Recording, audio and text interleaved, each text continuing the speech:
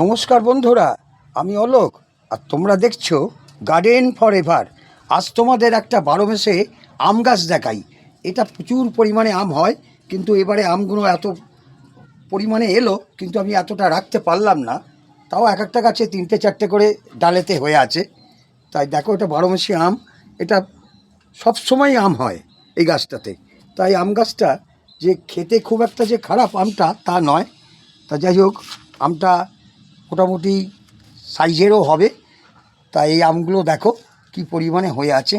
তা এটাও অতি সাধারণভাবে আমি সাধারণ মাটিতে এই গাছটা করেছি। তা তোমরাও এইভাবে আম গাছ ছাতে করো এবং সারা বছরের একটা আম পাবে। এবং আরে সংসারেরও তো অনেক সুরাহা খানিকটা তো হবে। টক খাবে, পাকা হলে পাকা আম খাবে। তা তোমরা এইভাবে গাছ করো। তোমরা সকলে সুন্দর করে সবুজ করে সাজিয়ে তোলো ছাদকে। ছাদ বাগান তোমরা সকলে তৈরি করো। তাই বলেই আমার এই ভিডিওটা এখানে শেষ করছি। শেষ করার আগে তোমাদের সকলকে বলে রাখি, তোমরা সকলে ভালো থাকো, সুন্দর থাকো।